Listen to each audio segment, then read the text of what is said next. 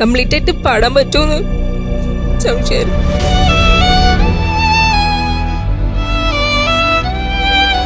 ഞങ്ങൾക്ക് ഇതിന്റെ പാട്ടിന്റെ അർത്ഥം കേൾക്കുമ്പോൾ മനസ്സിലാവും അച്ഛന് വേണ്ടി പാടിയതാണോ? അതെ.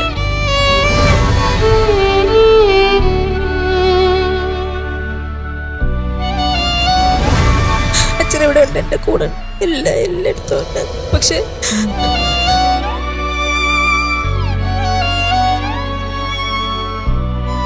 എല്ലാരും മുന്നേ ഉള്ളവരൊക്കെ അച്ഛൻ്റെ ഒക്കെ പാട്ട് പാടുമ്പോൾ ഞാൻ അവിടുന്ന്,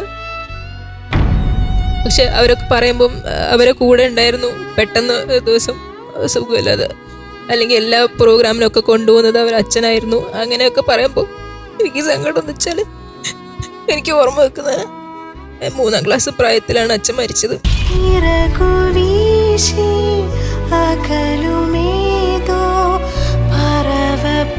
എനിക്ക് ആ സമയത്ത് അച്ഛൻ മരിച്ചു എന്നുള്ളത് അത് എന്താണെന്ന് അറിയില്ലായിരുന്നു. ഇപ്പോഴാണ് ഞാൻ എന്തോ തെറ്റ് ചെയ്ത പോലെ എനിക്ക് എന്തൊക്കെയോ എന്തെന്നറിയില്ല.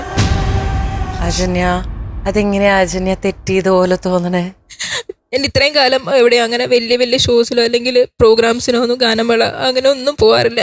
കാരണം എല്ലാവർക്കും ഗാർഡിയൻ ഉണ്ടാവും കൂടെ വരാൻ. രഞ്ജിനി ചേച്ചി പറഞ്ഞ പോലെ എപ്പോഴും എല്ലാത്തിനും ആരെങ്കിലും കൂടെ വരും. എനിക്കിങ്ങനെ ആരും ഉണ്ടായിരുന്നില്ല. അജന്യ, ഞാൻ ഒറ്റയ്ക്കാണ് വന്നിരിക്കുന്നത്. ഈ ഷൂട്ടിന് മുഴുവൻ ഞാൻ ഒറ്റയ്ക്കാ. അച്ഛനും അമ്മയ്ക്കും വയസ്സാവും, അവർ നമ്മളെ സ്നേഹിക്കും. ശരിയാണ്, ദേ അമ്മ നിൽക്കുന്നു. എന്നും അവരെന്നും കൂടെ ഉണ്ടാവാൻ പറ്റില്ല. എനിക്ക് മനസ്സിലാവും അജന്യയുടെ. എല്ലാവരും പറയുമ്പോ അല്ലേ ആ ഒരു നഷ്ടബോധം അല്ലേ? എല്ലാവരും പറയും അച്ഛനുള്ളതുകൊണ്ട് അവിടെ പോയി. എന്റെ ഫ്രണ്ട്സ് പാട്ട് പഠിക്കുന്ന ഫ്രണ്ട്സൊക്കെ പല സ്ഥലത്ത് പല ദൂരങ്ങളിലൊക്കെ പ്രോഗ്രാമിന് പോകുന്നു. എപ്പോഴും ഇതിന്റെ ഫോളോ അപ്പ്. എനിക്ക് അതിനൊന്നും പറ്റാതിരുന്നത് എനിക്ക് അങ്ങനെ കൂടെ വരാൻ ആരും ഇല്ലാത്തോണ്ടായിരുന്നു.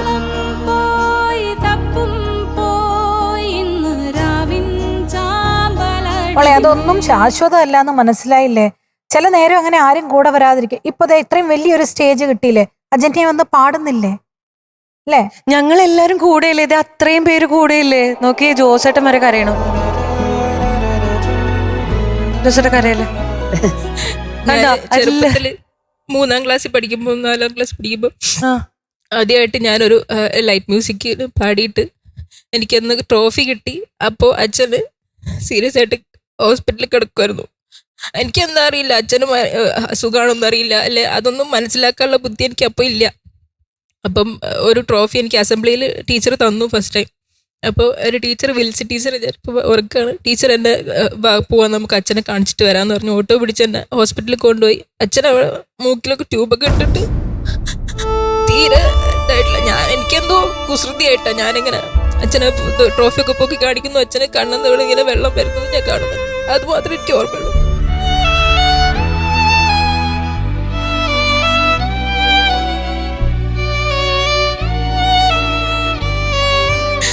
അത് കഴിഞ്ഞിട്ട് എല്ലാ ട്രോഫിയൊക്കെ കിട്ടി വീട്ടിലെത്തുമ്പോൾ കാണുന്നത് ഫസ്റ്റ് അമ്മ ജീപ്പില് എല്ലാരും കൂടെ പിടിച്ചുകൊണ്ടിരുന്നേ കാണുന്നത്. എനിക്ക് എപ്പോഴും മനസ്സിലായില്ല. അത് കഴിഞ്ഞിട്ട് ആംബുലൻസ് വരുന്നു, അച്ഛൻ്റെ ബോഡി കൊണ്ടുവയ്ക്കുന്നു.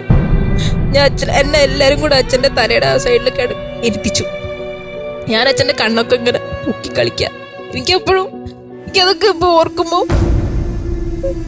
സഹിക്കാൻ.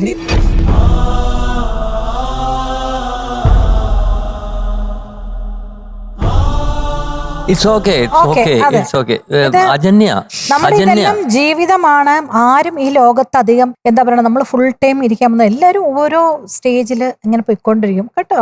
അത് നമ്മുടെ പാടി നോക്കുമ്പോ എനിക്കത് പറ്റണില്ലെന്ന് ഹസ്ബൻഡിനോട് പറഞ്ഞപ്പോ പുള്ളിയാണ് എനിക്കിപ്പോ എന്റെ അച്ഛനും ഗാർഡിയനും എല്ലാം എന്നെ ഹസ്ബൻഡാണ്. നല്ല ഒരാളെ കിട്ടിയില്ലേ, ഇതൊക്കെ അച്ഛന്റെ അനുഗ്രഹമായിട്ട് കൂടെ ഇപ്പൊ എനിക്ക് അറിയോ. എനിക്കങ്ങനെ കൂടെ വരാനൊന്നും ആരുമില്ല. പക്ഷെ നമ്മൾ ആ ഒറ്റയ്ക്ക് നിൽക്കുമ്പോൾ വരുന്ന സ്ട്രെങ്ത് വേറെയാണ്. ഞാൻ ഇതിലും വലിയ തൊട്ടാവാടിയായിരുന്നു. പക്ഷെ ഒറ്റയ്ക്ക് നിൽക്കുമ്പോഴാണ് നമ്മള് തഗ്ഗായി മാറുള്ളൂ ലൈഫില്. എന്ത് വന്നാലും. മനസ്സിലായോ അല്ലേ മീനു? അപ്പൊ കരയേണ്ടതേ അമ്മ വന്ന് നിൽക്കണു.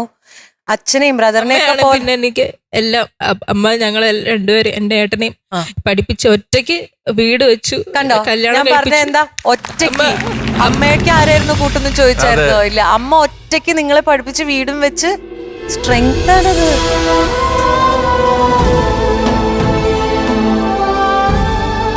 എല്ലാവർക്കും അമ്മമാര് വലിയ ഇതായിരിക്കും, പോരാളിയായിരിക്കും. എനിക്ക് എന്റെ അമ്മ സൂപ്പർ ഹീറോ തന്നെയാണ്. ഞങ്ങൾ എപ്പോഴും വഴക്കൊക്കെ ഇടും, എന്നാലും എന്റെ അമ്മ എനിക്ക് തീർച്ചയായിട്ടും അതാണ് എക്സാമ്പിൾ ആവണ്ടേ.